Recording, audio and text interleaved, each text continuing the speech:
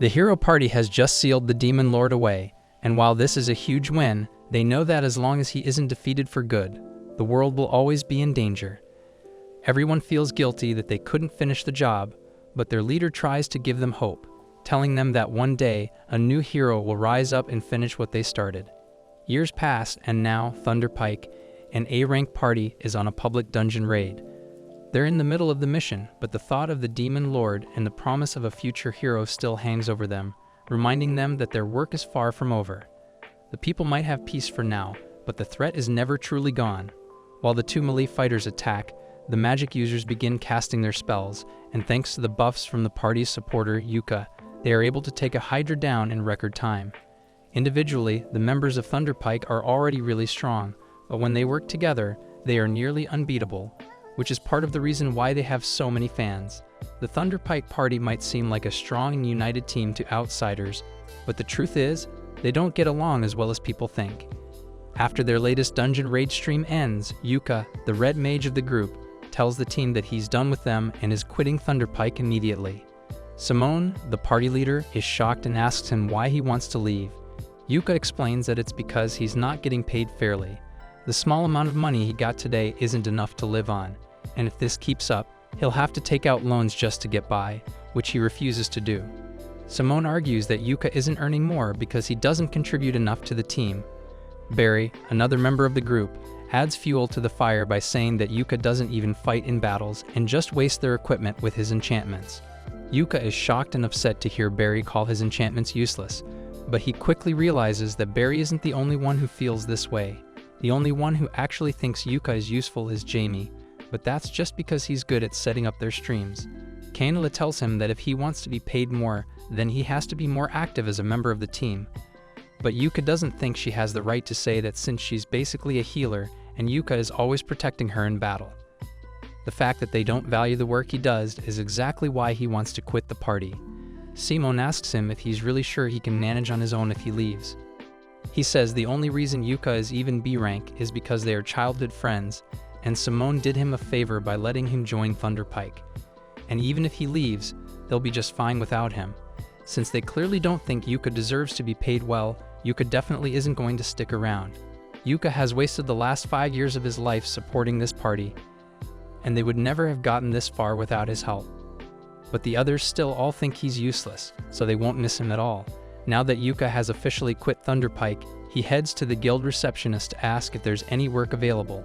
She's surprised that a famous adventurer like him is looking for a gig, so she asks him if something happened with Thunder Pike. Yuka explains that he quit. The receptionist doesn't seem that surprised since things like this happen all the time, so she hands Yuka a form to fill out so she can give him a new party.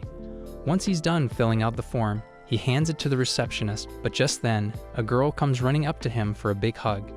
The girl's name is Marina, and she used to be one of Yuka's students back when he taught preliminary adventure classes half a year ago.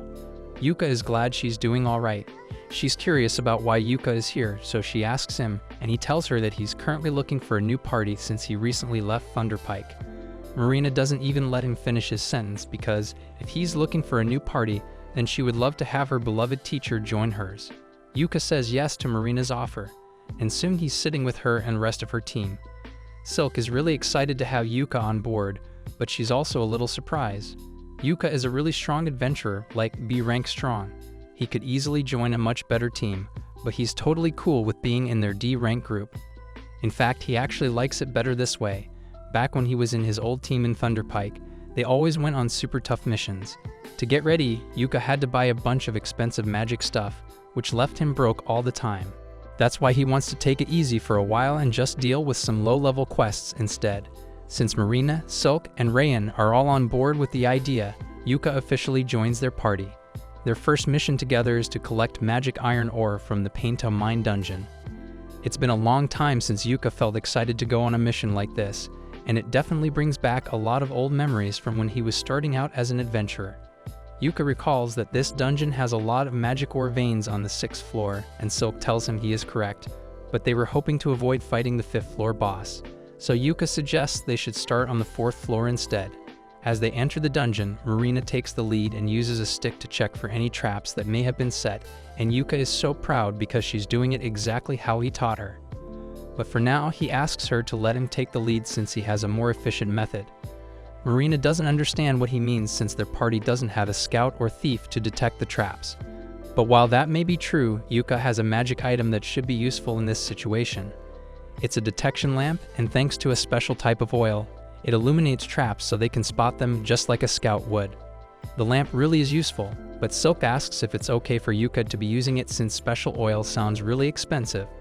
And yes, it normally is, but Yuka made this oil with his alchemy, so it didn't cost him much. The party continues walking down the corridor while carefully avoiding all the traps until eventually, Yuka stops everyone because he can sense something up ahead. Yuka warns everyone to get ready for a fight. They all burst into the room and find themselves facing a bunch of ugly, grumpy-looking creatures called boggles. Silk doesn't hesitate, she shoots the first one right away. Marina jumps in and starts swinging her hammer, and Yuka secretly helps her by making her stronger and faster with some magic. He also trips up the boggles so they stumble around. While they're all confused, Marina swings her hammer and chops both of the remaining boggles in half. Even Marina is shocked at how easily she did that. She turns to Yuka and asks if that awesome feeling she just had was because of his magic. Yuka smiles and says yes. He used 3 different kinds of magic to make her super powerful. Rain can't believe it. Yuka used 3 spells at the same time without even saying any magic words. But Yuka doesn't think it was all that impressive, so he just says they should keep moving. As they continue through the mine, he asks the girls about their usual dungeon exploration routine. Marina proudly explained that they always take a break after each floor and check their equipment, just like he taught them to do.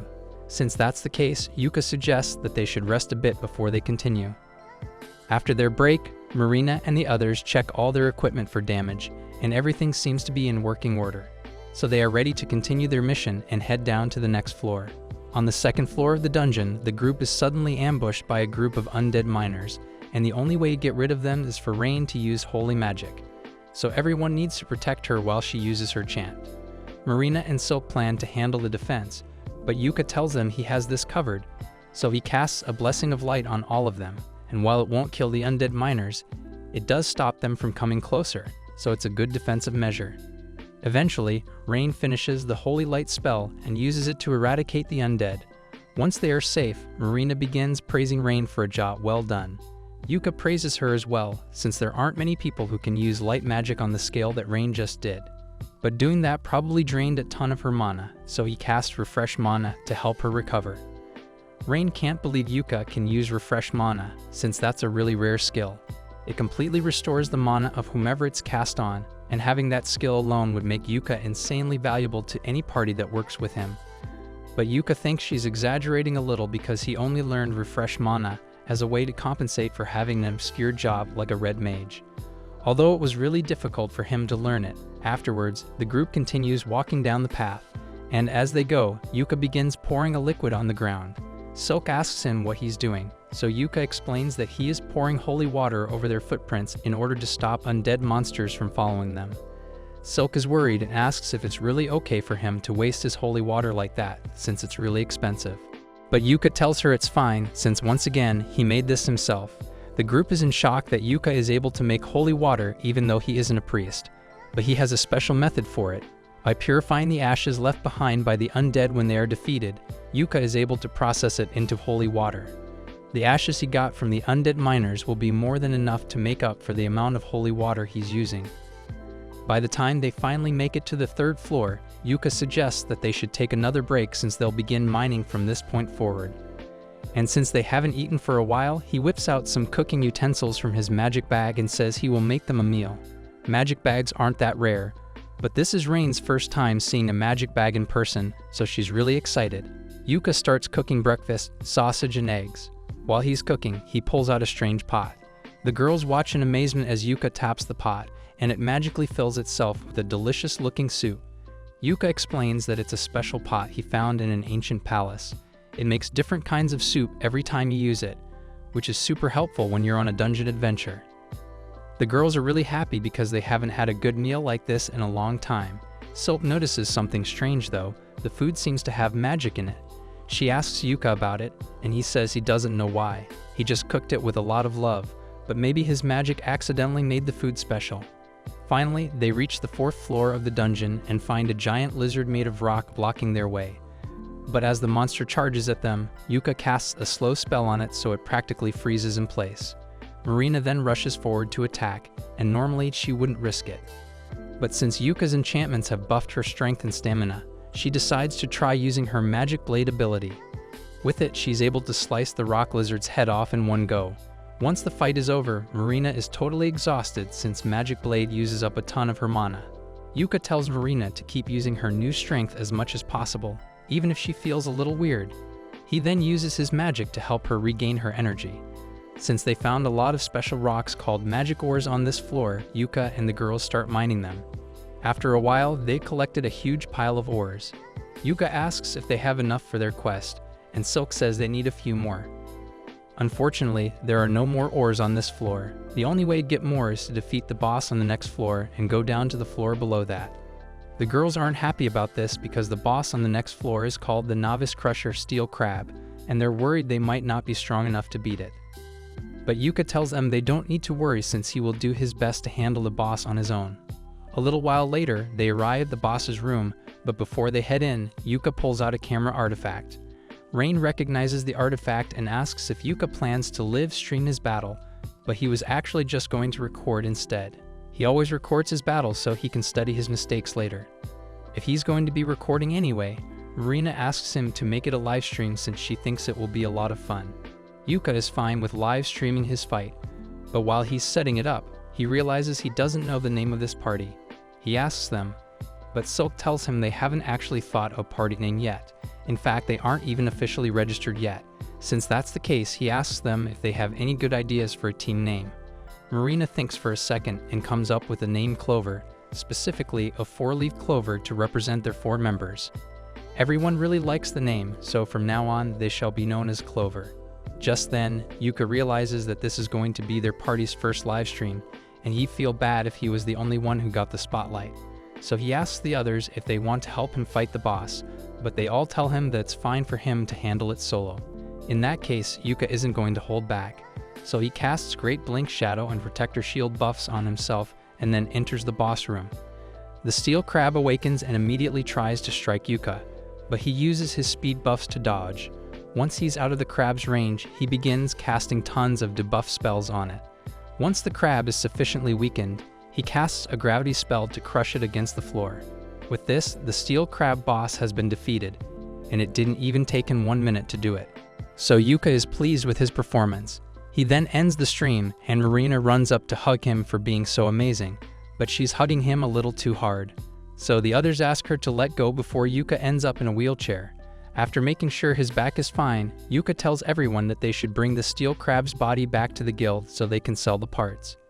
He stores the entire thing in his magic bag, and that's a huge help since they never would have been able to carry it back by themselves. So far, Yuka has been indispensable to their party, but Silk doesn't think it's fair for them to constantly be relying on Yuka like this. So Yuka suggests that next time they have a boss battle, everyone can participate so they'll gain some experience. The girls like the sound of that, but for now, they still have to open the treasure chest they get for killing the floor boss. When they do, they find a ton of magic ores, so it looks like they won't have to mine anymore after all. Dungeon streams are really popular all around the world, as they are a great source of publicity. Big companies often offer sponsorship deals to popular streamers, and right now, Yuka's popularity is at an all-time high because the video of him defeating the Steel Crab with nothing but status effect spells has gone viral. Meanwhile, Yuka and the others are returning home, and while on the carriage, Yuka asks them what they thought of their first mission together. The girls absolutely loved it. They learned all sorts of cool things from Yuka, so this was easily the best mission they've completed so far. In fact, they were all thinking of making Yuka the official leader of their party since he has the most experience and they all trust him with their lives. Yuka hesitated. He'd been their teacher, not their leader. He never meant to take over Marina's party. But they were so insistent, so eager for his guidance. He finally agreed, mostly because he wanted to make sure they stayed safe. He couldn't let them get hurt. Meanwhile, back in Thunderpike, things weren't going well. Simon had hired a replacement for Yuka after he quit, but he clearly didn't understand how much Yuka had been carrying the team. The new guy was struggling, and the party was starting to flounder. The new guy led them right into wolf territory and expected everything to just work out. Normally, Yuka would have cast a weakening spell on the wolves by now, but the new guy can't do that, so the wolves are way too strong for the party to handle. As a result, Janie gets chonked. Simon sees her in trouble and rushes to save her by decapitating the wolf. While Jamie is technically safe now, her stomach is full of holes, so she'll die if she doesn't get help soon. Simon asks Camila to cast a healing spell on Jamie, but Camila says she's out of mana, so there's nothing she can do. It's not like they had a guide who could cast a mana restoration spell, did they? The group retreats to safety, and Simon administers first aid to try and keep Jamie alive while Camila's mana recharges. He asks if anyone has a healing potion, and the new guy, Cork, has one. But he doesn't feel like giving it to Simon since Simon made it painfully clear that he was responsible for buying his own equipment with his own money.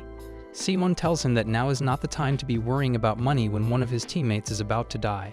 So Cork reluctantly hands over the healing potion and Simon feeds it to Jamie. Thunderpike has really been on a downward spiral lately, but on the flip side, everything has been working out for Yuka. He and the girls are sitting at the bar to celebrate.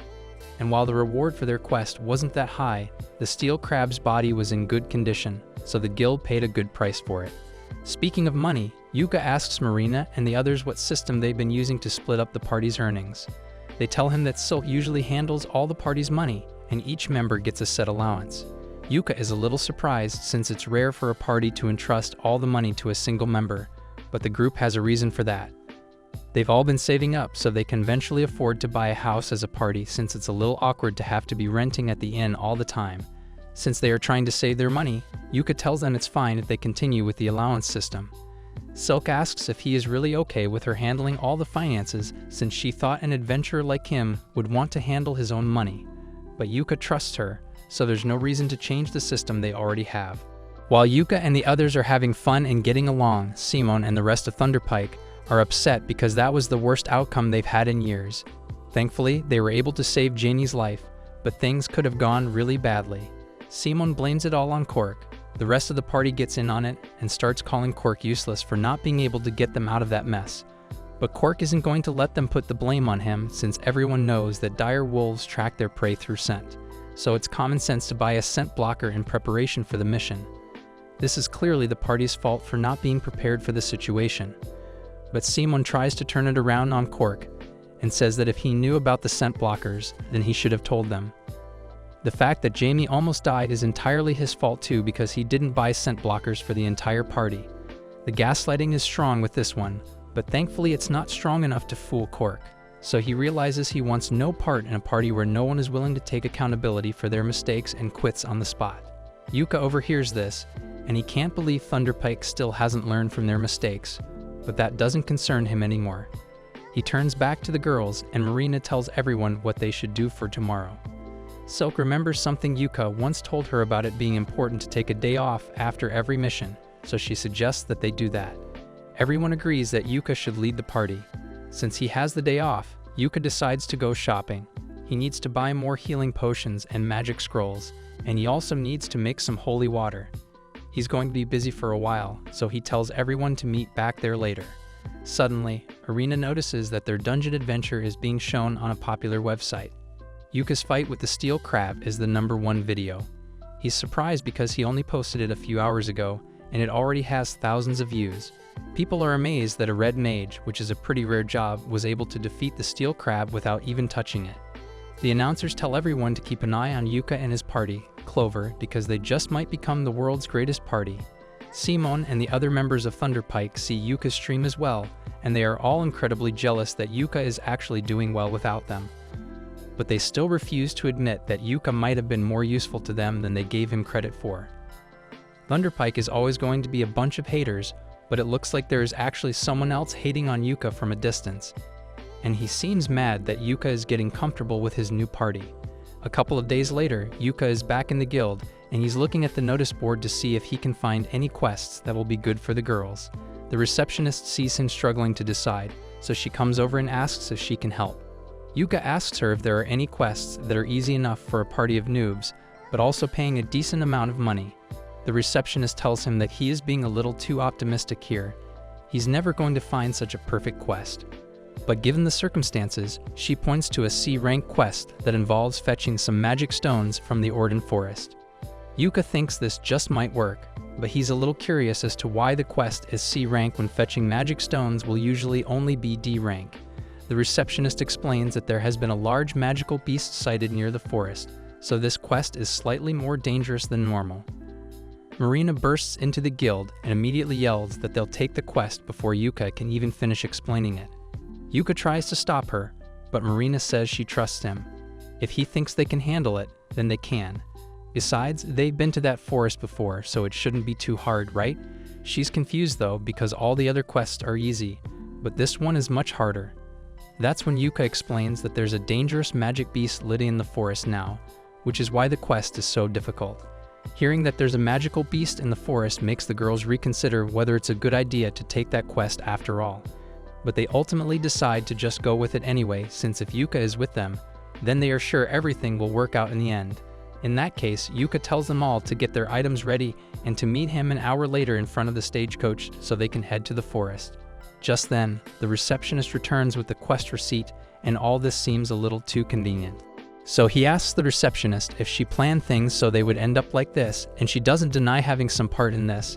The stream Yuka made yesterday ended up earning him more than 10,000 fans, and they are all eager to see Yuka's next stream. Yuka is a little embarrassed since he hadn't realized his stream would earn him so much attention. He sees no harm in continuing to stream his fights since he'll bring attention to the girls, and if they happen to find that magical beast, having it on video would be great for the guild's records. While Yuka was talking about all this, the man from before is getting more and more infuriated. So, as Yuka leaves the guild, he follows him. Yuka immediately realizes that he's being followed since the guy doing it is doing a terrible job at it. So he ducks into an alleyway to get away. He was hoping to lose his stalker, but for a fat guy, he's pretty quick and catches up to Yuka. Yuka asks him if he has any business with him, so the man demands that Yuka quit Clover immediately. Yuka obviously says that's not going to happen, especially since he's the leader of the party. The guy can't believe those girls would make Yuka their leader after just one day together, even though he offered to join their party a million times, and they kept turning him down. Yuka understands what's going on here. This guy wanted to get himself a harem of cute adventurer girls, but Marina and the others refused to let him join. Now seeing another guy live his dream has made him irrational. The man draws his sword to attack if Yuka doesn't agree to leave the girls' party. So Yuka quietly casts a snare trap on the man's feet and then turns to walk away. As Yuka is walking away, the man really does try to attack him, but Yuka's trap causes him to slip and fall on the ground. Once he's on the carriage, he talks to the girls about his random encounter. They recognize the guy as Bijou and tell Yuka that the guy has been trying to join their party for so long. They ask if Yuka is alright since they would hate it if something bad were to happen to him because of them, but Yuka assures them it is not their fault. Besides, he left that guy unconscious in the middle of the street, so they can just report him when they get back to town. In the meantime, before they get to their destination, Yuka wants to go over their mission objective one last time. The quest is to find 3 special magic stones hidden in the Orden Forest. Since the others have been to that forest before, Yuka asks them what it was like. Marina remembers going there 2 months ago, but she says it was surprisingly easy. They didn't even see any monsters. Yuka realizes that this means the dangerous creature might have been in the forest for a while.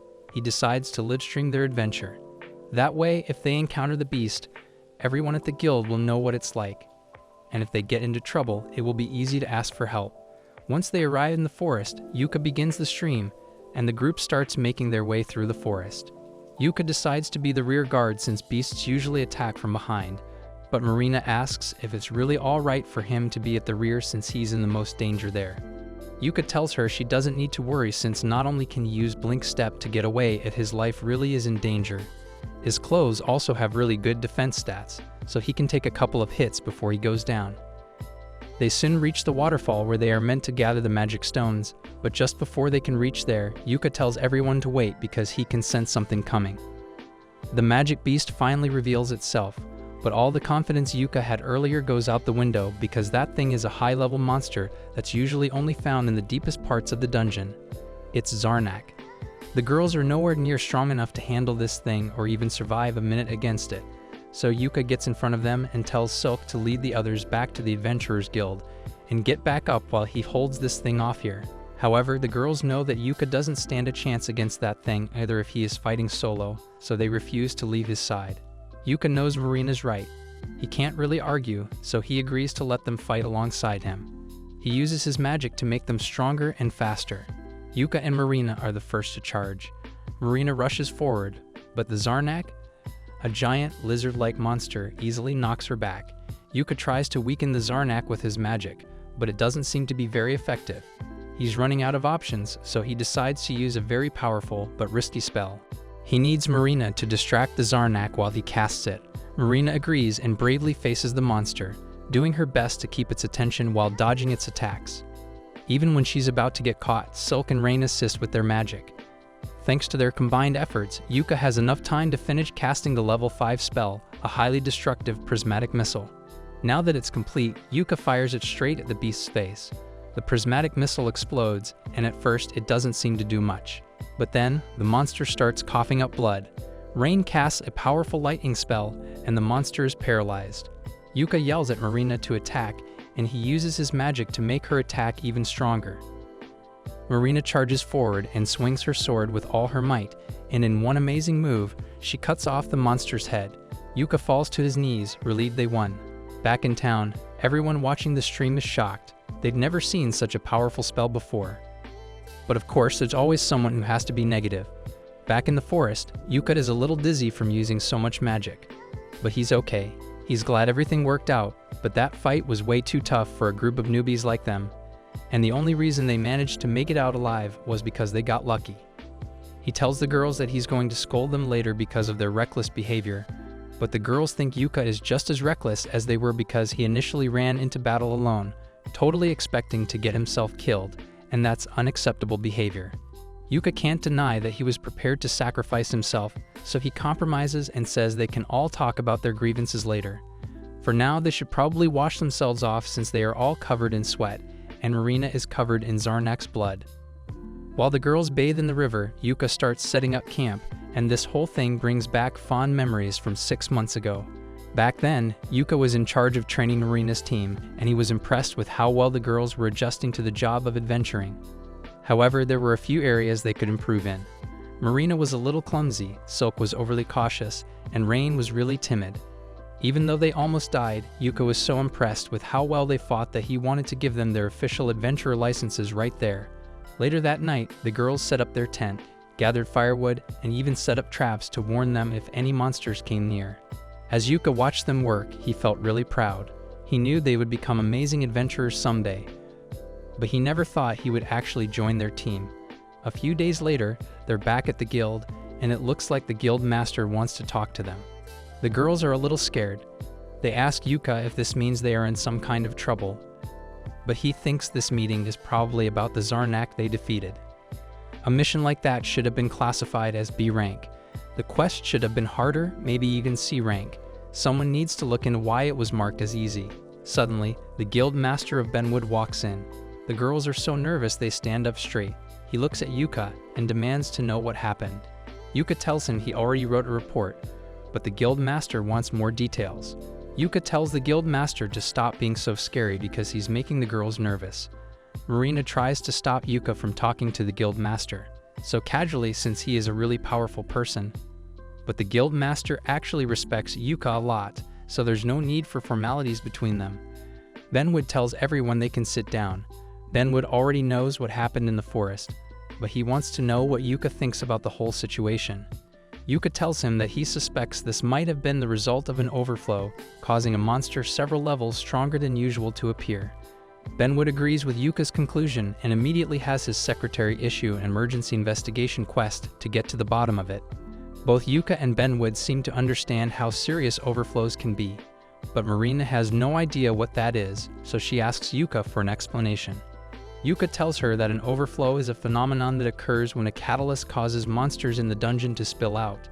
Usually, the monsters in the dungeon are trapped there by the magic in the ground, but sometimes they can break free and escape. This could mean that a lot of monsters might soon escape the dungeon all at once, which is called a stampede. Dungeon stampedes are really dangerous and can destroy entire towns. If strong monsters like the one they fought are already escaping, they don't have much time. Benwood says he's going to investigate and make sure everyone is safe. He also apologizes to the girls for putting them in danger. The girls tell him it's okay because they survived, but they also say they wouldn't have made it if Yuka wasn't with them. That said, even though Yuka did most of the heavy lifting, their live stream proved that the girls are capable fighters.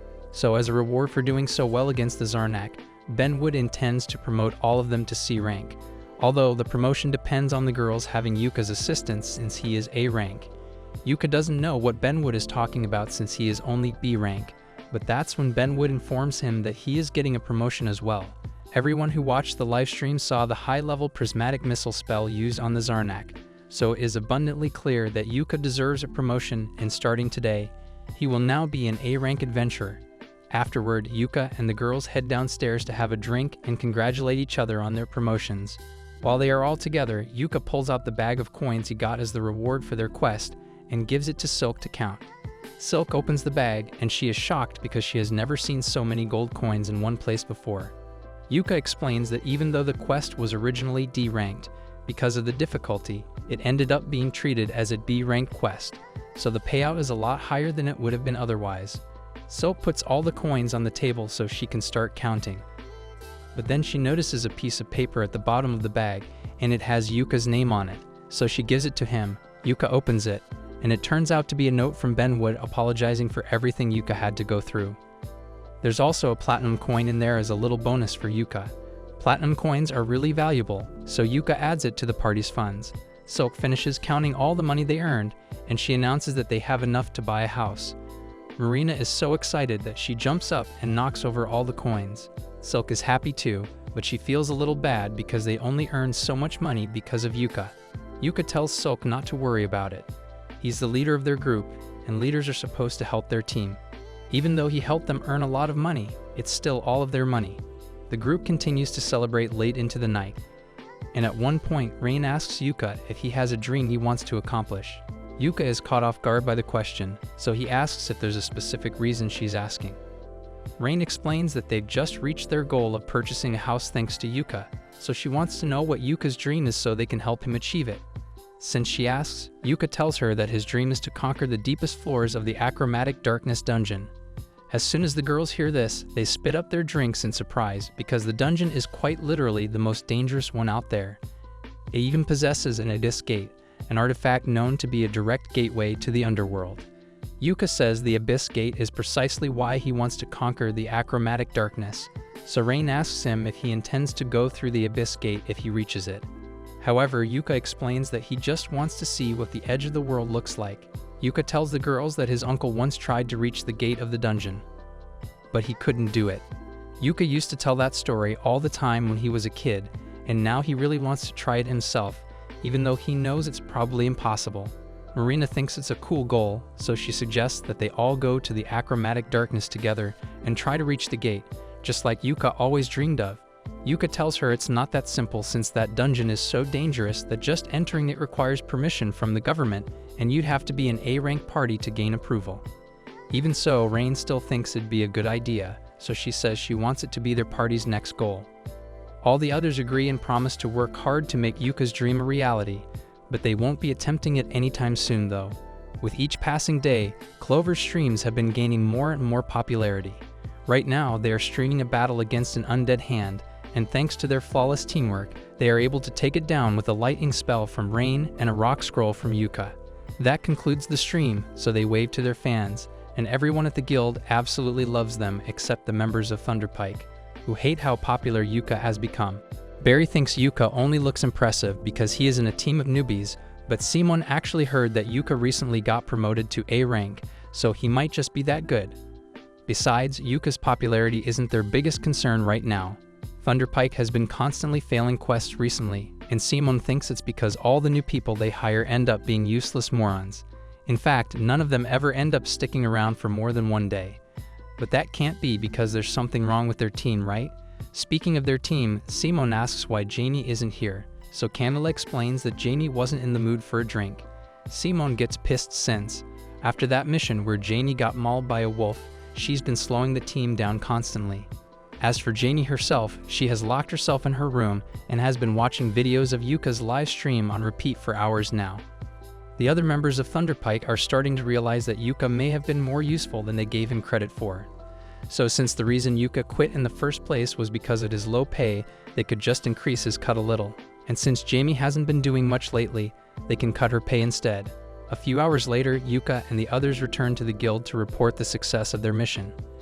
But as they arrive at the front door, they find Simon waiting there for Yuka. Seeing Simon again makes Yuka a little angry, so he tells the girls to head inside without him, and then he asks Simon what he wants. Simon gets to the point and says he is allowing Yuka the honor of rejoining Thunderpike.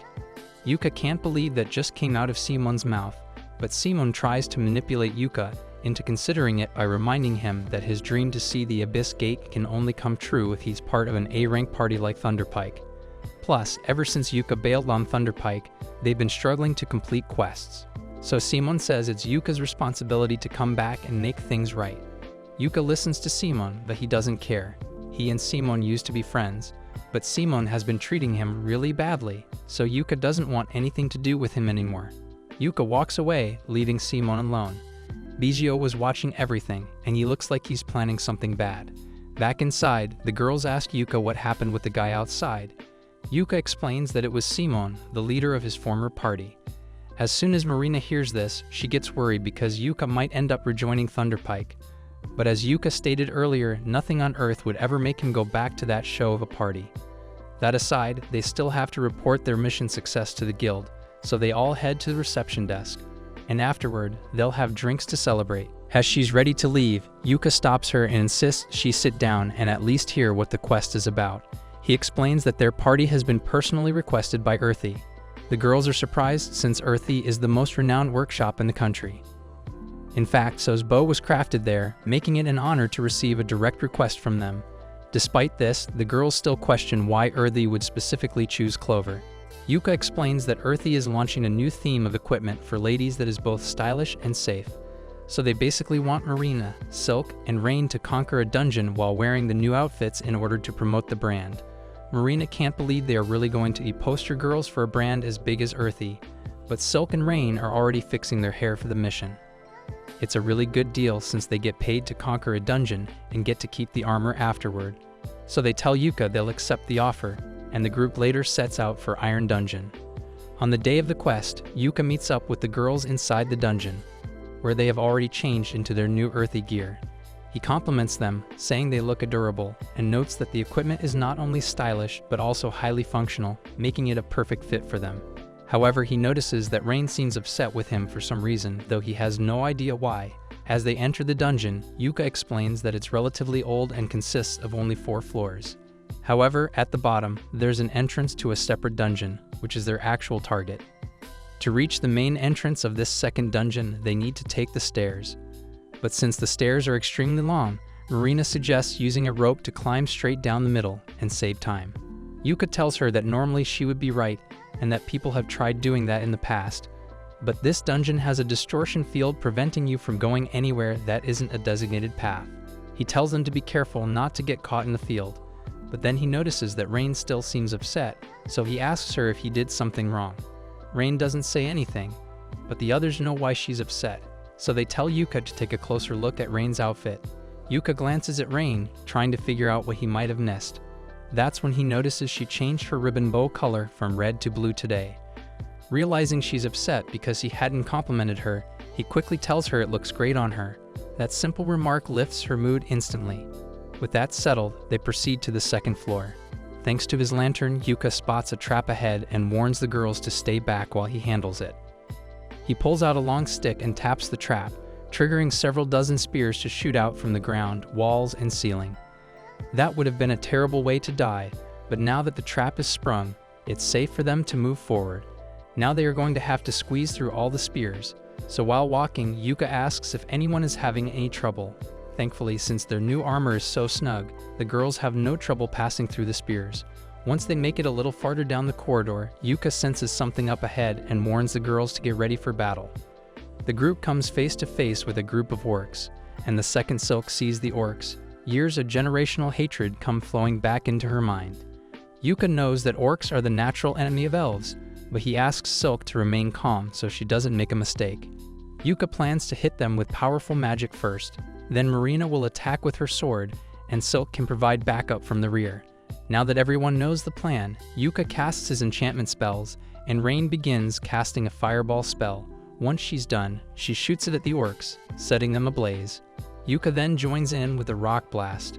While the orcs try to evade his rocks, Silk shoots one in the neck, and another is crushed, so there are only 2 left now. Marina charges in, and as the last 2 orcs charge forward, Yuka hits them with a paralyze and slow spell, allowing Marina to chop one clean in half, while the other gets shot in the neck by Silk.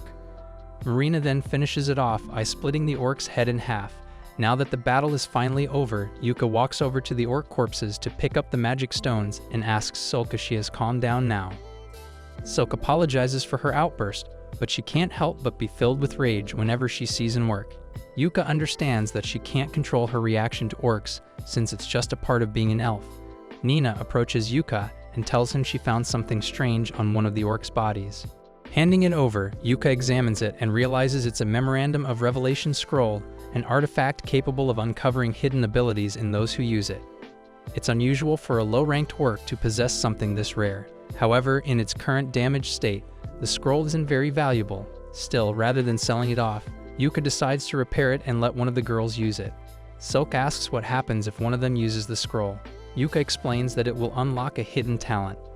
For example, it might grant you a second job or maybe a new skill. If that's what the Revelation Scroll does, then Rain and Silk suggest that Marina should use it when it's repaired since she only has one job right now. Marina is a little hesitant to accept since sword mages are rare and she's not sure she has the potential to become one. Still, Yuka thinks it's worth a try anyway since even if she doesn't get a second job, she might end up uncovering some sort of hidden ability. Just then, a chest appears as their reward for defeating the orcs, and after opening it, they continue walking until they get to the break room between floors.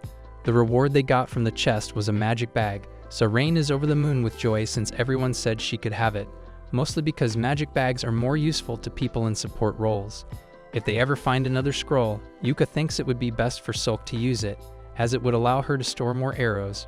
Once their break is over, they get up, but before moving forward, Yuka takes a moment to assess the team's losses and gains. He used one of his scrolls, but his mana levels are still in good shape. Marina feels perfectly fine, and Silk, who used 5 arrows against the orcs, still has 20 left. As for Rain, she's ready to keep going. Since everyone is in good condition, they proceed to the 3rd floor. Yuka warns everyone to stay alert. Even though this floor doesn't have a floor boss, they have to be ready in case they get attacked. There used to be a door to the main dungeon, the abandoned city, but around 10 years ago, the door just vanished, so anyone can just walk in now. It is said that in the past, the door was guarded by multiple shadow stalkers, and from what Yuka knows, the shadow stalkers are supposed to look like solid black mannequins with shiny eyes. But those things hadn't been seen in years, so there's no way they'd run into one here. However, there's a black mannequin with shiny eyes just staring at them menacingly from the 3rd floor. Marina asks if they should be concerned about that. That thing is definitely a shadow stalker, and Yuka thinks it's unbelievable that they are actually seeing one here. He makes sure the recorder gets a good view of it. The shadow stalker may look creepy, but they don't have to worry for now since it's on the 3rd floor. There's no way it can cross the distortion field. However, the shadow stalker proceeds to jump down and pierce through the distortion field like it's nothing, so they might be in trouble after all. Yuka tells everyone to get ready to fight and pulls out a scroll of multi-enchant to buff the girls as much as possible. But even with all the enchantments, when the shadow stalker launches its first attack, it takes Marina out in one hit. Rain rushes over to Marina's side to heal her while Silk provides cover. But Yuka still can't believe that the shadow managed to shatter his multi-enchant barrier so easily. As the shadow readies another attack, Yuka rushes forward and casts a protection barrier on himself. However, the shadow's strike shatters it effortlessly. Realizing that its attacks are designed to break through barriers, Yuka quickly changes tactics. He casts Blink Shadow on himself, allowing him to dodge incoming attacks and sneak up on the shadow to deliver a fatal blow. But just as he's about to strike, the shadow suddenly turns and hits him with a dark magic curse, leaving him completely immobilized. At this point, it seems like defeating the shadow might be impossible. The shadow then casts another curse, but Rain manages to block it with a holy shield while Silk counterattacks with her dryad vines. While the shadow is busy, Rain tries to heal Yuka like she did with Marina. But to her horror, she discovers that Yuka isn't breathing. At the same time, the shadow slashes Silk across the back, and Marina manages to chase it off, but it's moving way too quickly for her to hit it. Rain decides to use a wide area spell to take it down. She casts Icicle Rain and aims it at the shadow, but it disappears and slashes both Marina and Rain in the back. Now all the girls have been badly injured, but the shadow isn't down yet. It proceeds to cast dozens of Eclipse cannons and fires them straight at the girls. This would have been the end of them, but at the last second, Yuka returns and casts the light shield over them. He covers the floor in 1,000 trip spells so the shadow can't get away, and then begins spamming every possible debuff effect he can cast to weaken it, while also casting buffs on the girls to heal them. With the girls back in fighting form, Silk ensnares the shadow with her vines, giving Rain enough time to cast her undead spell and erase it completely. The battle is finally over. Relieved that Yuka is still alive, Marina hugs him tightly, but he jokes that her embrace is so strong it's almost killing him again. Once she lets go, Yuka thanks her, acknowledging that if she hadn't spotted the Shadow Stalker in time, it could have ambushed them, a guaranteed death sentence. Turning to Rain, he asks for her thoughts on the shadow. She explains that while it was undead, its mana was chaotic, making it feel like its existence was unnatural. Moreover, it shouldn't have been able to pass through the distortion field, meaning it was likely the result of a dungeon overflow.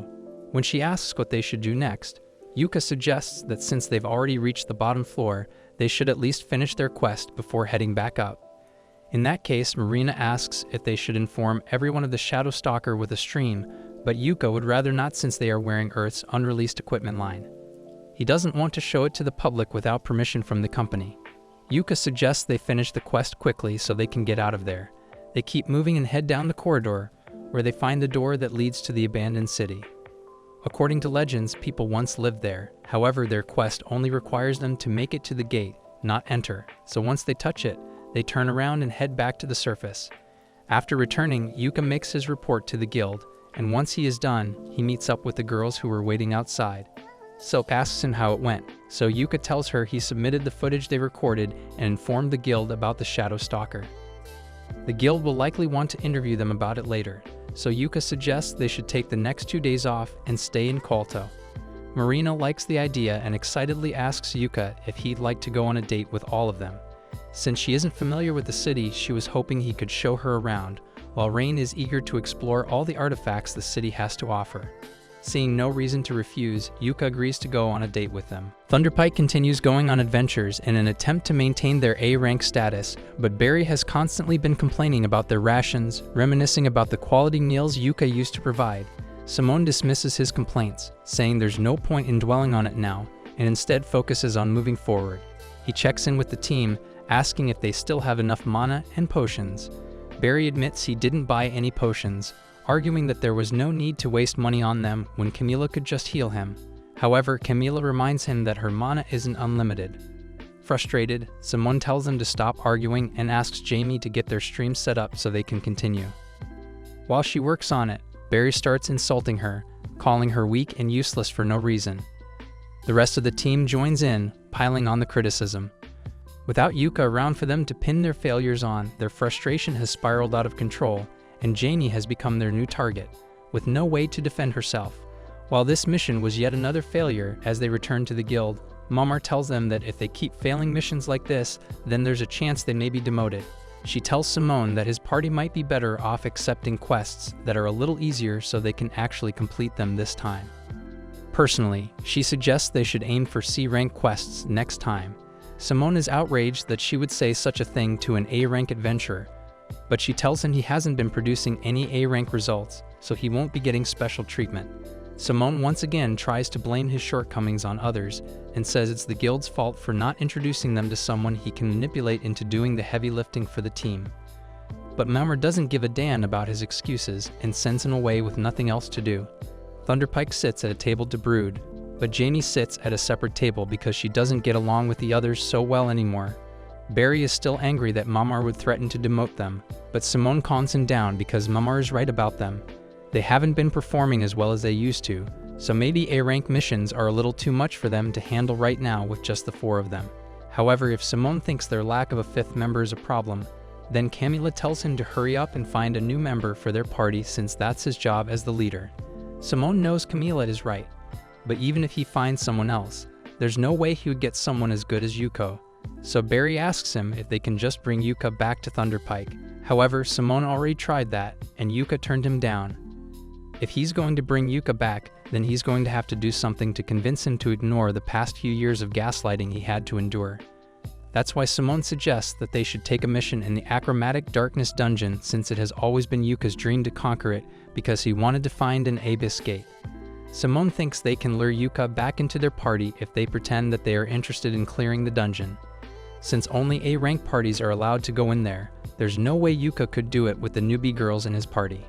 Barry thinks this is a great idea, so he agrees with Simone's plan, and Janie is just wondering how she ended up stuck with a bunch of idiots like them. As Yuka and the girls stroll through town, he mentions that the Iron Dungeon has been temporarily closed for investigation. It's not too surprising, given that a shadow stalker appeared there for the first time in a decade. They soon reach their destination and meet with a man named Monday, who takes them to inspect a house they're considering buying. The house looks nice, but Yuka isn't convinced it's the right choice.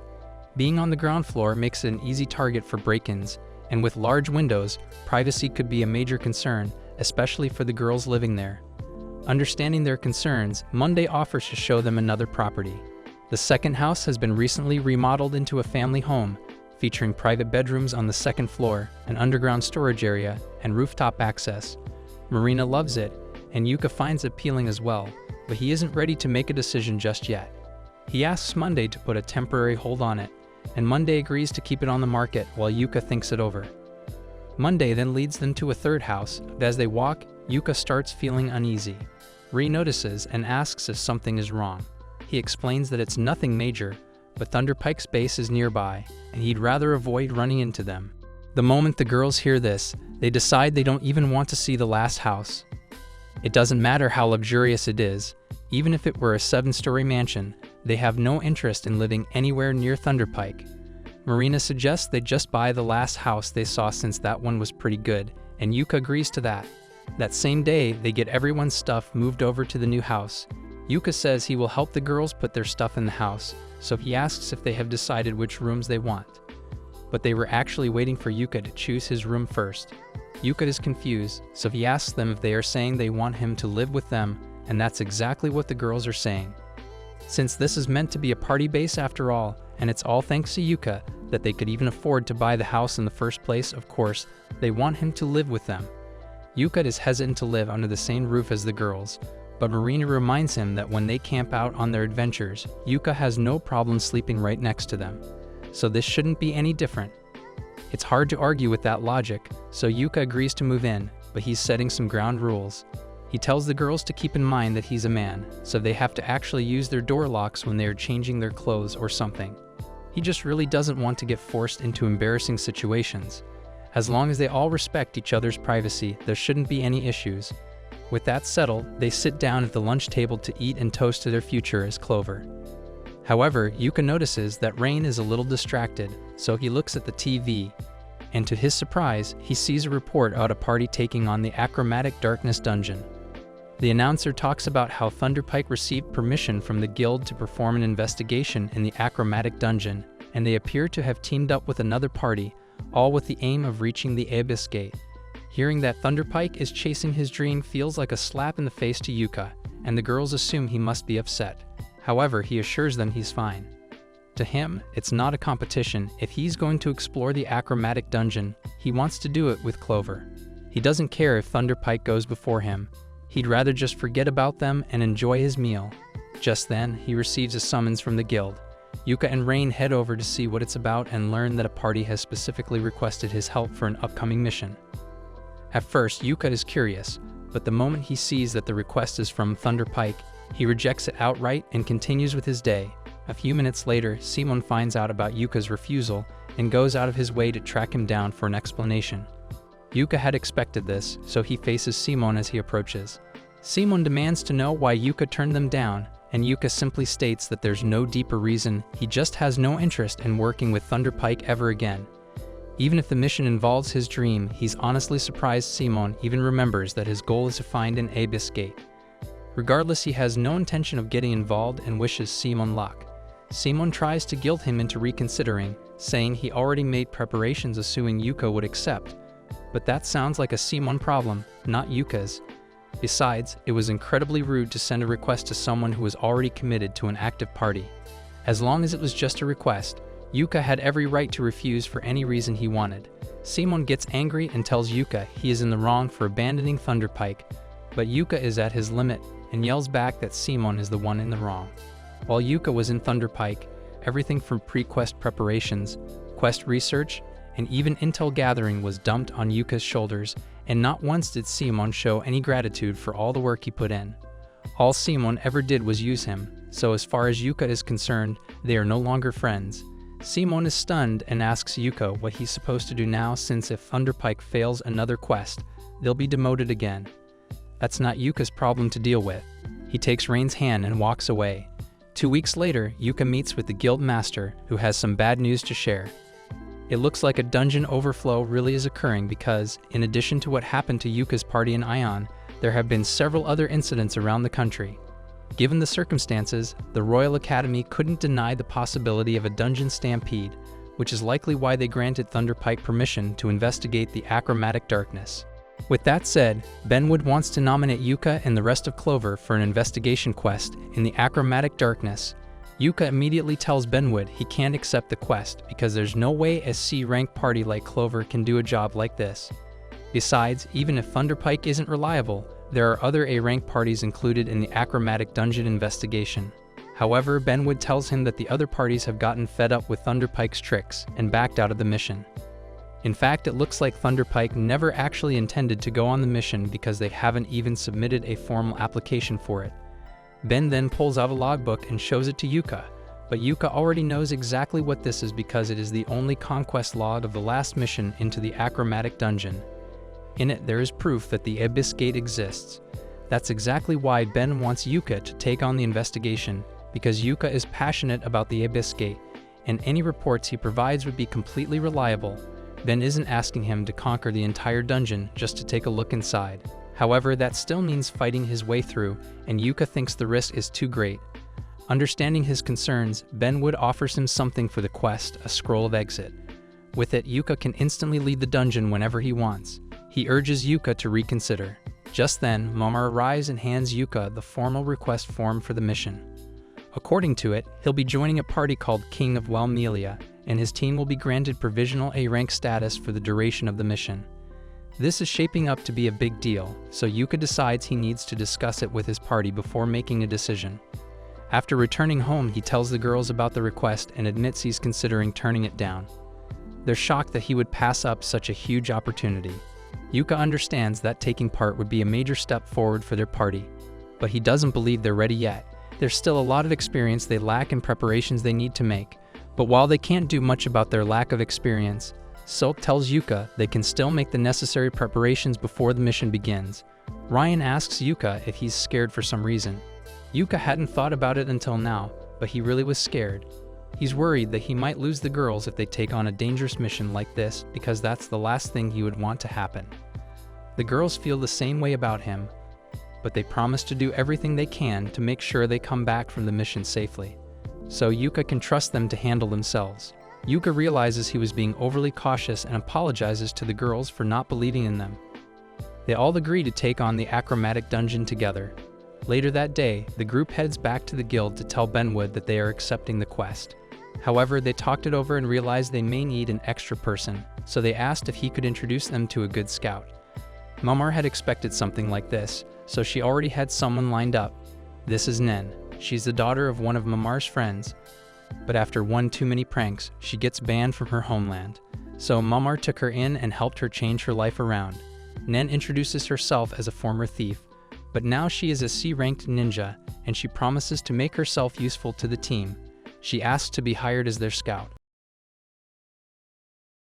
In this world, people can gain incredible abilities by eating the fruit of the skill tree, which decides their future.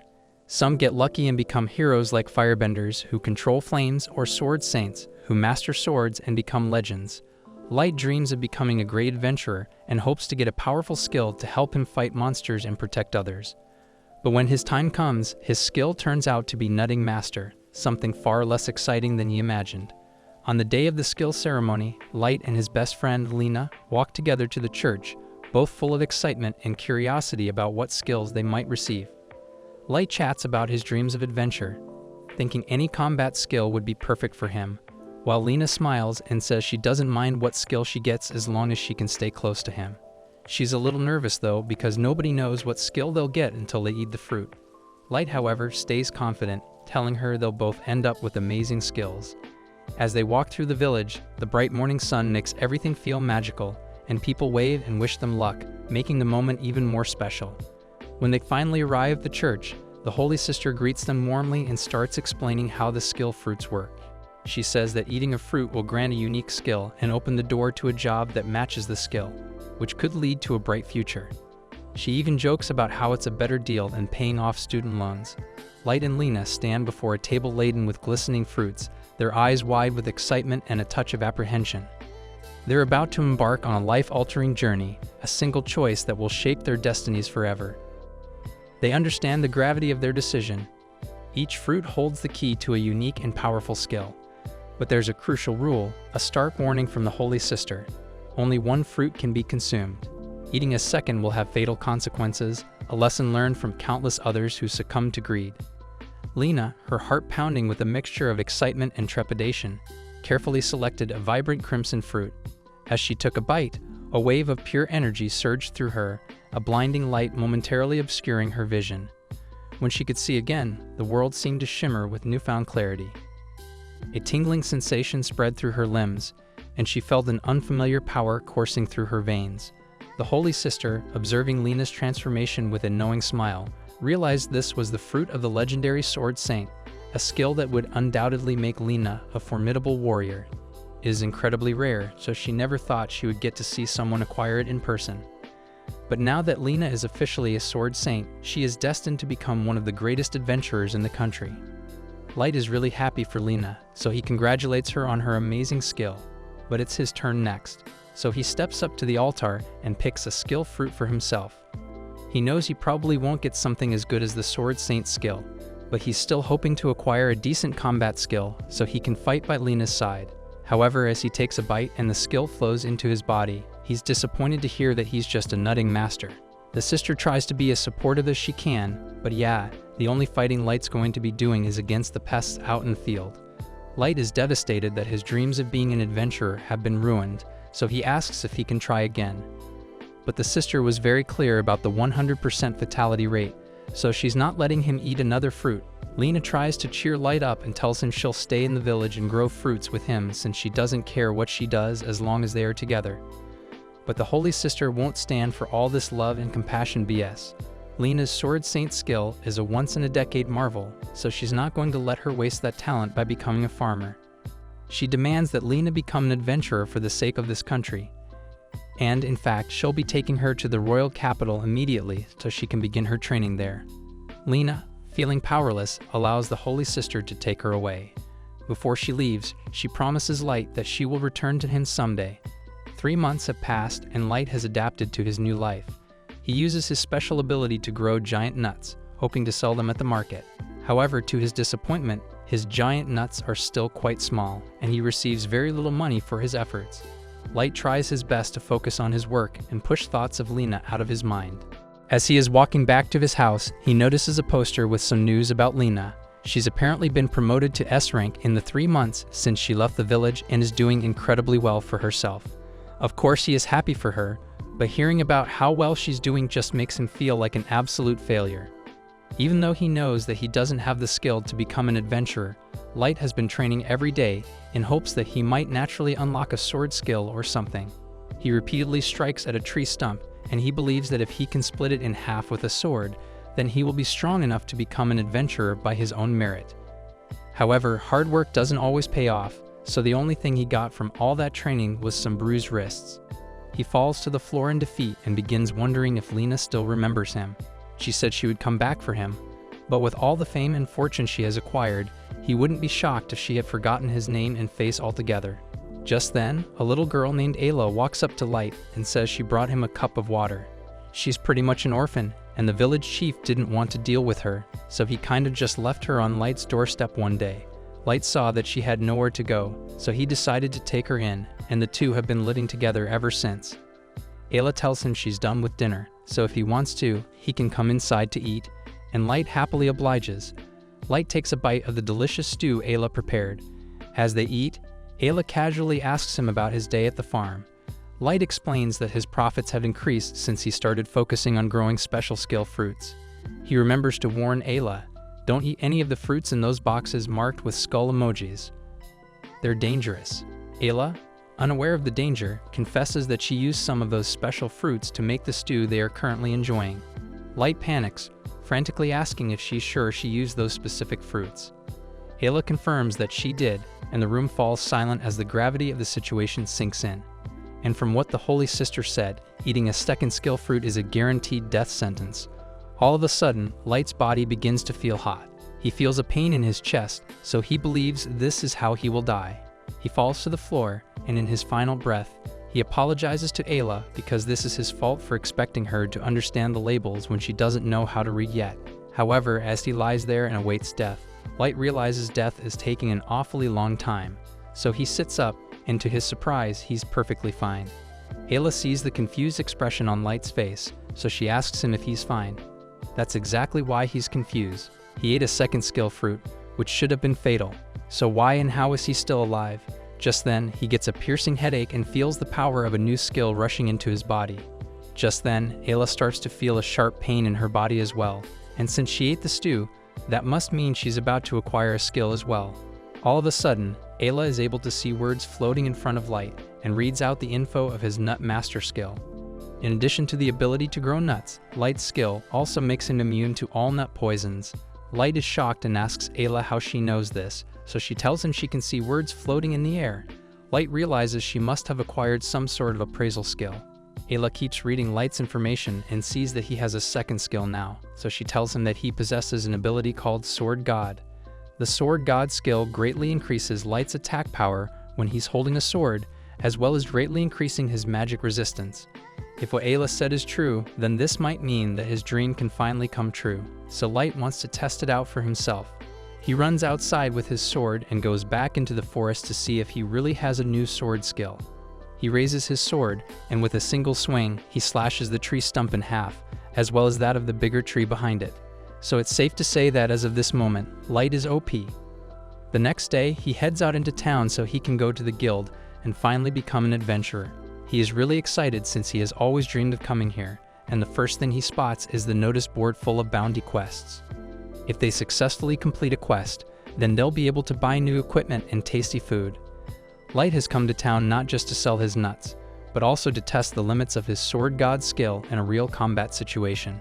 He believes that a successful quest will prove his worth and allow him to become an official adventurer. He tells Ayla to wait for him on a bench while he heads to the guild to accept a quest. While he's gone, Ayla decides to use her appraisal skill on the other adventurers in the guild hall. She's amazed by the variety of skills she discovers, from super strength to the ability to control the weather. However, she's also shocked by some of the useless skills she encounters, like the man with a skill that deals self-damage. Just then, she hears a commotion over by the front desk. So she looks over and finds Light in the middle of an argument with one of the adventurers in the guild. The man recognizes Light as the guy who's always selling his nuts in market, so he mocks him and says a loser like him doesn't belong in the guild. But Light completely ignores him and just tells Ayla that they can leave now. The guy is offended that Light would dare to ignore him, so his completely normal reaction is to attack Light with his sword. Light's Sword God skill also improves his reflexes, so he was easily able to block the attack. But the guy had no idea Light could do that, so he fully intended to catch a murder charge today. The guy's friends see that Light is capable of defending himself, so they convince Jan to just walk away because this isn't a fight he can win. Jan tries to play off his outburst and claims he never really intended to hurt Light, so he and his friends leave the guild to go on their first mission. And shortly after, Light and Ayla leave as well. Since Light has gotten the quest for them, they head out into the rocky plains, and Light is really excited since he might finally get to see a monster in person.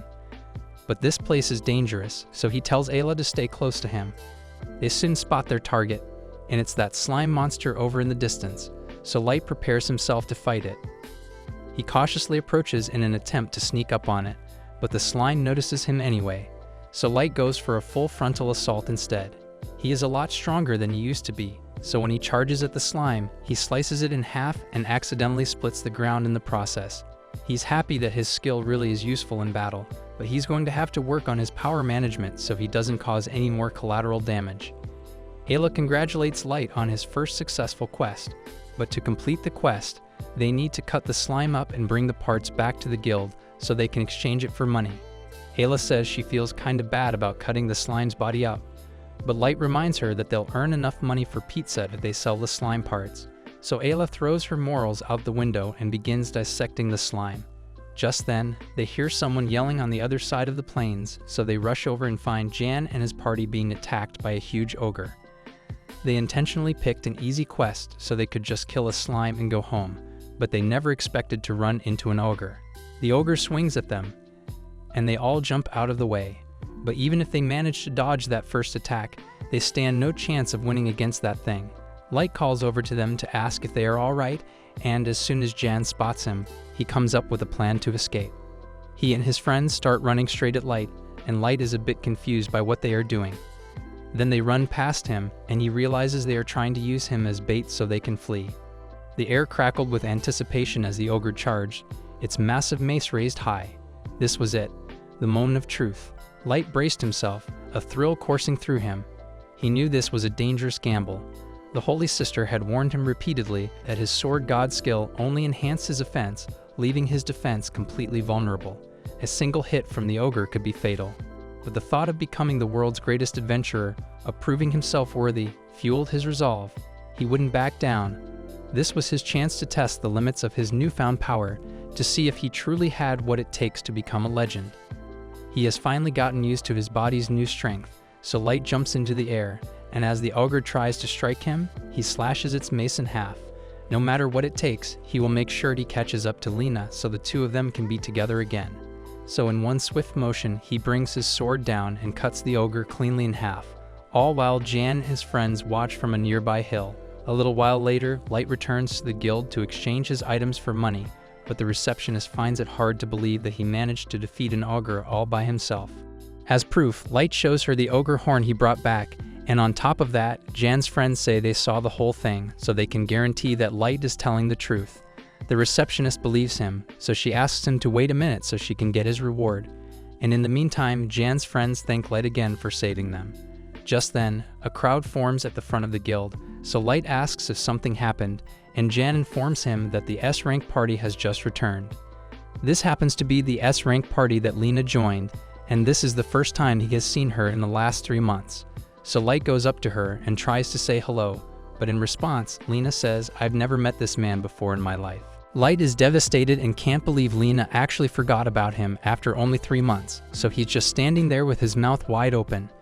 Ayla has no idea what's wrong, so she tries to cheer him up and suggests they should go get some pizza together. Light is able to take Ayla to get some pizza, but he's still acting depressed, so Ayla threatens to eat all the pizza if he doesn't snap out of it soon.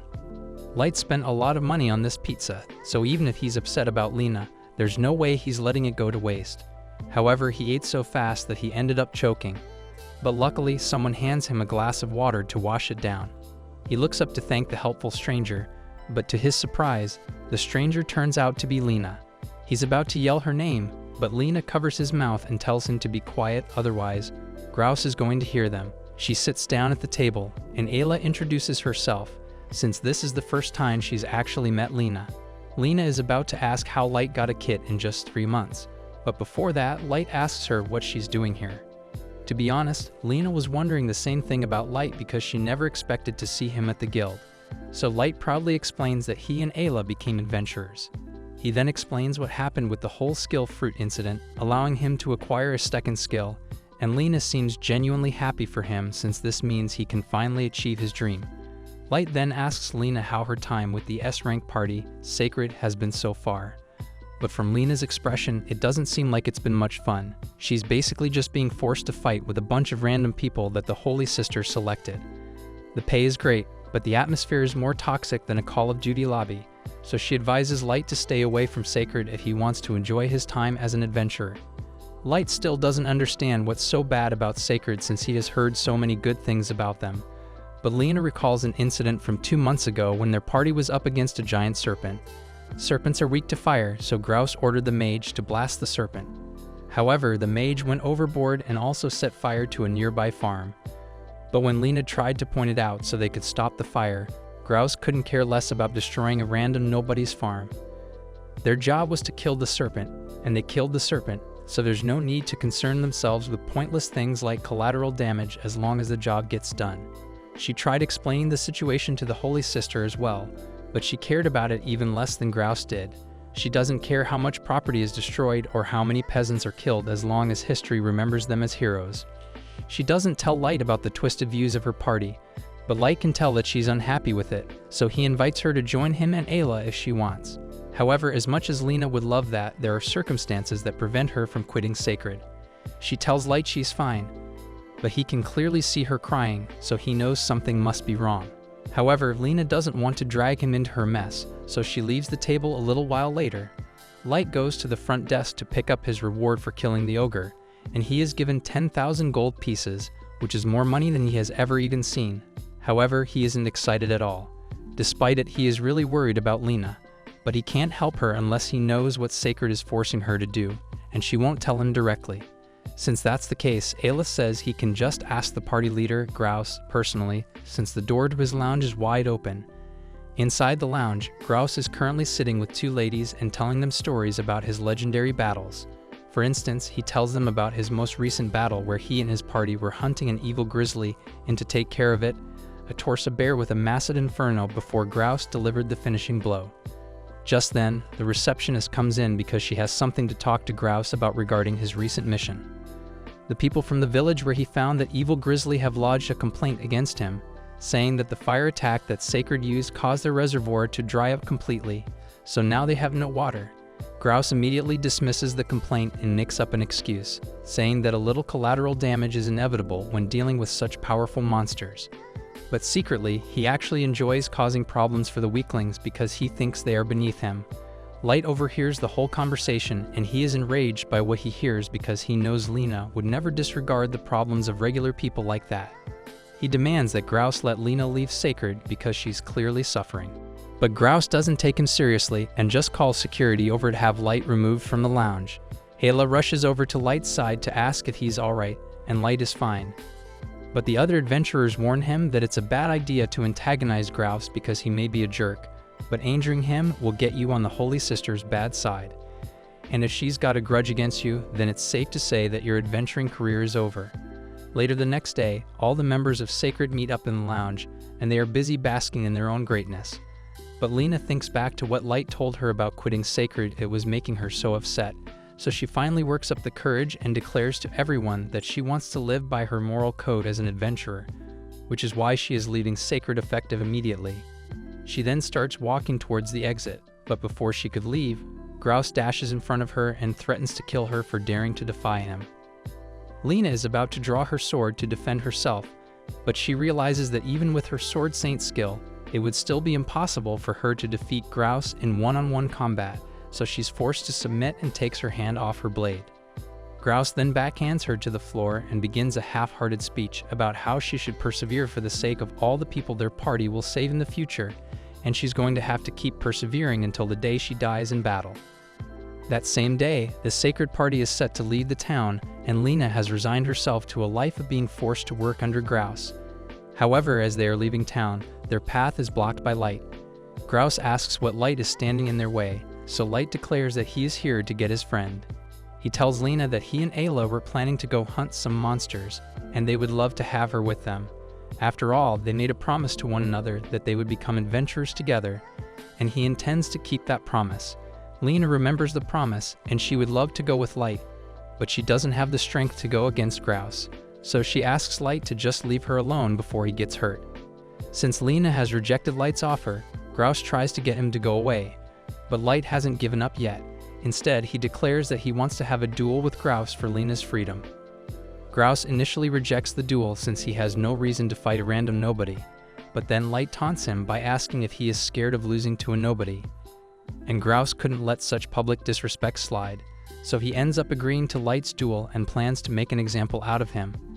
But he sets a stipulation that when Light loses, he will be banned from the Adventurers Guild forever, and he will never set foot in the city again.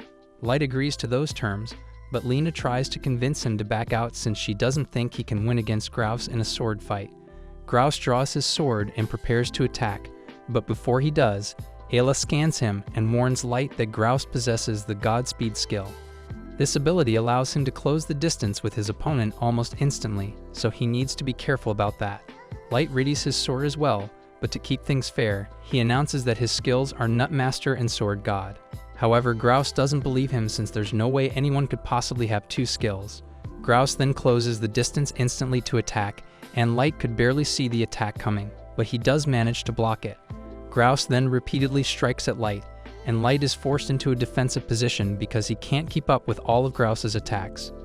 He eventually creates some distance, but that distance is short-lived because Grouse appears behind him and knees him in the side.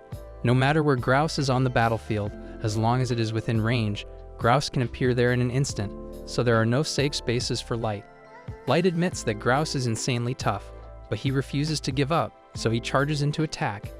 Unfortunately, Grouse dodges just before his attack hits, and while Light is off balance, he destroys his sword. With Light's sword destroyed, this battle is pretty much over anyway, but Grouse is feeling generous today, so he tells Lena that he will spare Light if she swears her undying loyalty to him for the rest of her life. However, Light tells Lena that she doesn't have to worry because he will find a way to win this match. Light may have been losing up till now, but Lena chooses to put her faith in him and trusts that he can win this battle no matter what. Grouse is getting sick of all this disrespect, so he plans to kill Light with his next attack. Light still doesn't have a sword though, so he looks around for a replacement and decides to borrow a broom from one of the spectators. Grouse thinks Light is mocking him, and he's kind of right since Light could have easily borrowed Lena's sword instead. Still, Light has full confidence that he can defeat Grouse with this broomstick. so he begins envisioning it as a sword and prepares for Grouse's attacks. So far he has been falling behind because he keeps looking at Grouse's movements, but his sword god skill gives him incredible reflexes, so this time he's just going to go with the flow and attack when the time is right. Thanks to Light's changing strategy, his body is able to react the second Grouse gets within range, so he uses the broom to smack his face so hard that he gets sent flying into a brick wall. Grouse collapses to the ground, so Light is officially the winner of their duel. And just to make the point clear, Light turns to the other members of Sacred and tells them that if they come after Lena again, then they will have to deal with him. He then turns to Lena and tells her that she's finally free. So once again, he invites her to join his party, and Lena happily accepts. The week has passed since Light's duel with Grouse, and not much has changed since he's still growing his nuts. But now he has Lena by his side, so he's much happier. Lena makes lunch for everyone, and while they eat, she asks Light about the injuries he sustained while fighting Grouse. Light is feeling great now and can finally join Lena out on a mission, so this would normally be his dream come true. But there is still one problem. Every so often, Lena gets a visitor sent by the Holy Sister. And for the past week, he's been trying to get Lena to come to meet with her so they can discuss her decision to leave Sacred. But Lena says there's nothing to discuss because there's nothing that can make her change her mind. Unfortunately, since they've earned the scorn of the Holy Sister, they are now being targeted, and as such, when they go to the guild to pick out a quest, they're only offered the worst jobs available, like killing sewer rats. These jobs pay very little, so finances are going to be tough, but Lena doesn't seem upset since this allows her to actually help people, like helping rebuild destroyed homes, clearing out the sewers, or finding a missing cat. By the end of the day, they only made 100 coins, that's barely enough for 3 pizzas. But even if their pay is low, Lena is much happier now that she gets to really make people happy, and Light is having more fun than ever before. Meanwhile, over in the Holy Sister's Cathedral, she informs her assistant that she intends to give Lena's new party a real job soon.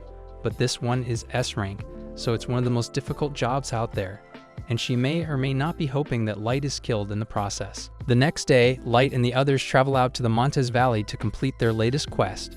He asks Lena if this is the right place, and according to the map she's holding, they should be arriving at the mansion soon. Suddenly, Light's horse nearly bucks him off. They've arrived at the mansion, and there's no way the horse can get down there. Earlier that day, they found the guild receptionist waiting. She is glad that Lena's party is here and asks that they accept the quest.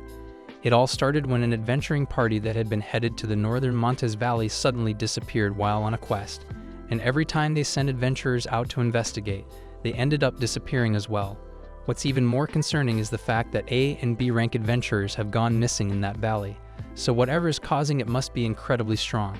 The receptionist hands the group a list of the adventurers who had gone missing, and to Lena's horror, she knows these guys. They were the people who taught her everything she knew about adventuring when she was first starting out, so she's really worried about their safety. The only clue they have is the fact that all the adventurers that went missing first stopped at the home of the former Count of Montes. Count Montes was a legendary adventurer who struck it rich and decided to settle down in Montes Valley.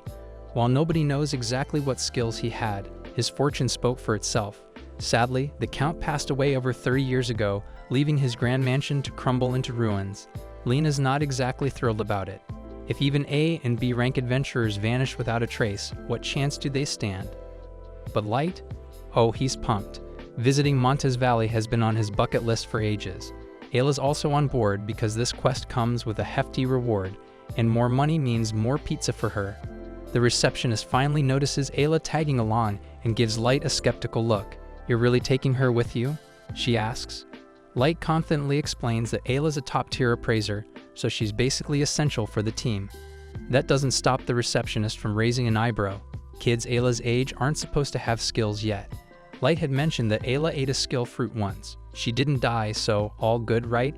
And just like that, they set off from Montes Valley. Now back to the present. The crew is carefully climbing down a steep mountainside. Light reminds Ayla to watch her step. It's a long way down. As they approach the mansion, Light can't help but gawk at its sheer size. How could anyone afford such a massive place just by adventuring? Lena isn't surprised though and points out that in just a few months of adventuring, she's already saved enough to buy a house. Light looks at her, impressed and maybe a little envious. Light always wanted a massive house someday to grow his nuts and train to his heart's content. Hearing this, Ayla's eyes lit up. She wanted to build a candy house and declared with pure excitement. But apparently, all that sugar-fueled enthusiasm knocked her common sense right out the window. She started jumping up and down on the ledge. It crumbled beneath her feet, and Ayla started free-falling like a rock. Thankfully, Lights caught her hand just in time. With the force of the grab threw off his balance, and over the edge he went too. Lena rushed to pull them back and got dragged down with them. And just like that, the whole squad was plummeting toward doom.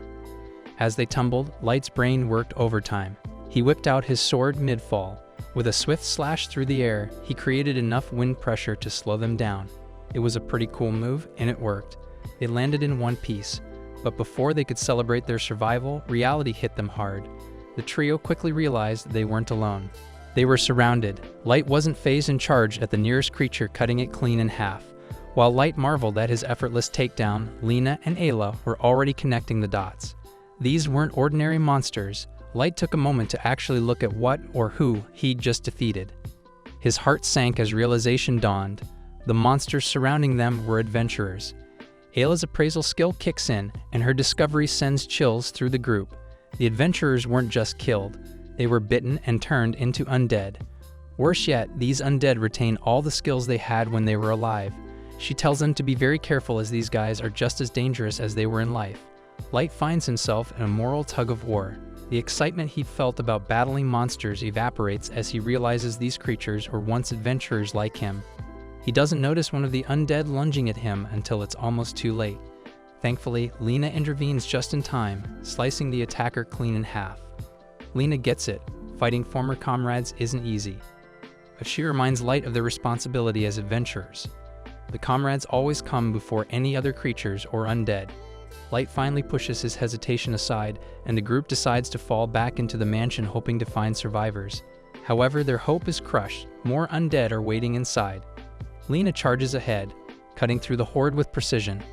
Light can't help but be impressed by her tactical prowess. She adjusts her attack style on the fly. Human-like undead require a stab to the heart, while skeletal ones need their spines severed. Her mastery is clear, even though her Sword Saint skill isn't as powerful as Light's Sword God ability. Light dives into the fray, cutting through the undead monsters with precision, but his focus on the fight blinds him to a critical mistake. He's left Ayla unprotected. Just as an undead sneaks up behind her, ready to strike, Lena swoops in like a hero. As the undead disintegrates, Lena checks on Ayla, who bursts into praise. Calling her totally cool, Lena blushes at the compliment but reminds herself to stay grounded. Overconfidence can be deadly. Light, however, is shaken. His slip-up could have cost Ayla her life, and he vows to stay sharp from now on. With the undead on this floor defeated, Lena suggests moving to the second floor, but Light pauses, a nagging thought creeping into his mind. They were told 18 adventurers went missing here, yet they've already taken down far more than 18 undead. The numbers don't add up. As they climb the staircase, Light spots a portrait of Count Montes. There's something eerie about it. Somewhere in the castle, a girl's voice echoes, a chilling sing-song tone as she muses about the fun ways she could kill him. Suddenly, an undead lunges at them from the shadows, a perfectly timed ambush. Light reacts instantly, slicing its head clean off before it can harm anyone. But it's clear this was no random attack. The undead on this floor are using strategy, setting traps and ambushes. Light asks Ayla to gather more intel. Ayla obeys and soon discovers that the undead they've been fighting are controlled by someone giving them direct orders. As Light looks closer, he spots faint threads extending from the undead. Ayla scans the threads and determines they're conduits for magic power, connecting the undead to their master.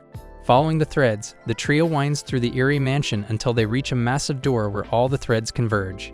Light tells Lena and Ayla to stay sharp and pushes the door open, revealing an empty ballroom. Suddenly, a girl materializes in the room. Light's initial relief at seeing a living person is short-lived. Her expression is far from friendly. Ayla uncovers that the girl, Dratina, possesses necromancy. This rare and sinister skill allows her to control the dead and use their unique abilities as her own. Dratina, annoyed by Ayla's appraisal skill, considers taking her out first, but Light tries to reason with her, but Dratina reveals that she's here for one purpose, to kill Light. This shocks Light as he's never met her before. Why would she have such a grudge against him? Dratina coolly explains that she's just following orders. She vaguely hints that it might involve a certain holy sister. All the missing adventurers were pawns in her plan to lure Light to this very spot. Dratina then launches her attack. Light and Lena quickly jump into action, cutting down waves of undead with ease. But Dratina is cunning. She separates Lena from Light, forcing her to face a nightmare of her own, the undead forms of her former mentors, Borg and Sheila. The sight freezes Lena in place. She struggles to accept that her mentors died here and have been turned into monsters. Ayla shouts a warning just in time, snapping Lena out of her shock. These two are far more dangerous than the others, Ayla explains. Borg's claw-like enhancements give him unmatched speed and power, while Sheila's ability to create mirror images makes her nearly impossible to pin down. However, Dratina isn't blind to Ayla's helpful little interventions, and sends one of her undead minions straight for Ayla. Luckily, Light leaps in, scoops up Ayla like a hero in a storybook, and blocks the attack. Still, Dratina keeps targeting Ayla whenever Light looks the other way. Light is barely holding it together, scrambling to block every threat. Meanwhile, Lena has her own emotional crisis. It's heartbreaking, but Lena knows there's no choice. Gathering all her courage, Lena cuts the threads controlling her mentors. Their spirits appeared to her saying that it's okay and that she's doing what's necessary. With tears streaming down her face, Lena delivers the final blow, freeing them from their torment. While Lena finds closure, Light starts piecing together something weird. There are way too many undead attacking them. He asks Ayla to check if Dratina can actually create undead. Turns out she can't. She can only control the ones that already exist. Aha, there's a secret here, and Light is determined to uncover it. Dratina, realizing they're onto her, shifts gears and targets Ayla directly. But Light isn't about to let her hurt his teammate. He takes down every undead sent her way and then hoists Ayla onto his back. This way he can fight at full strength without worrying about her safety. A girl has entered the room and boldly announces that she is the one wing of Black Swan, the elite force of darkness. She then tells them that her name is Dratina. At this, Underwood pulls out his sword and gets ready to fight her. On the other hand, Floria is conflicted. She doesn't want to harm her loved ones. But right now, they are not in their senses and they can harm innocent people. That's why Floria decides to fight with them and send them off from this world with her own hand. Floria feels heartbroken, but she doesn't have any other option. That's why she pulls out her sword and starts fighting them. Whereas Underwood is having difficulty fighting with Dratina. To make matters worse, the zombies are also charging towards him. Hence, Underwood hurriedly makes a plan and tells Ayla to hold him tight. After that, he tells Ayla to use her powers to find out why the undead people keep appearing. Hence, the girl uses her appraisal skill to scan the people and figures out that they are using the summon skill. At this moment, Underwood notices the Count of Montes among the undead people. Hence, he realizes that the man has also turned into an undead. On the other hand, Dratina becomes worried at the fact that Underwood and Ayla are about to figure out the trick. At this moment, Underwood notices a strange figure on the balcony. Hence, he tells Ayla about it. Surprisingly, the man is like a demon god. Ayla figures out that the man is a soul reaper. It appears he is a very dangerous monster that turns living people into the undead. So if anyone touches his scythe or sludge, they'll turn into an undead. Ayla and the boy become tense after learning this information. To make matters worse, the Soul Reaper throws his scythe towards them. Fortunately, Underwood jumps down at the last second and saves both of their lives. Ayla realizes that Dratina is controlling the Soul Reaper and the undead it created. At this, Dratina informs them that it was actually the Count who summoned the Soul Reaper. Sadly, the man himself turned into an undead by the very monster he summoned. Unfortunately, all the average adventurers became victims of this Soul Reaper when they entered this place. Apparently, this monster feeds on these adventurers, and that's why they all became the undead. Underwood is wondering why an adventurer as successful as the Count would summon a monster like this. At this, Dratina mocks him for his naivety and asks him if he knows what taboo skills are. She then explains that taboo skills are the ones that make others ostracize and hate you for simply possessing one. Apparently, the Count's summon skill is one of them. At first, people praised him as a hero with a powerful skill. But with time, people and the government started fearing after wondering what if the Count had a change of heart and turned that terrifying immense power against the people. That's why they began to distance themselves from him. In the end, the Count was even falsely accused of treason. That's why he fled from that miserable place. However, the government kept sending the assassins to kill the Count. Most recently, a party of assassins was sent under the guise of conducting a monster density survey. Seems like the Count summoned this monster in order to drive the intruders off. The man wanted to wipe them all together, and guess what? His wish came true, as all the assassins were wiped off at the manor of the former Count of Montes. Dratina is back in her fighting mood. Hence, she evilly states that if she uses her necromancer skill to control a summon user, she can endlessly play with her marionettes. Underwood feels conflicted after hearing the Count's story. He feels that Fruit Master could be used to acquire an infinite number of skills. Thus, the boy is wondering if the world would celebrate an unusual skill like that. Underwood fears that he can someday be ostracized and follow the same path as the Count. At this moment, Ayla calls him and brings him out of his thoughts. The boy realizes that right now he should focus on protecting Ayla and fighting with these demons.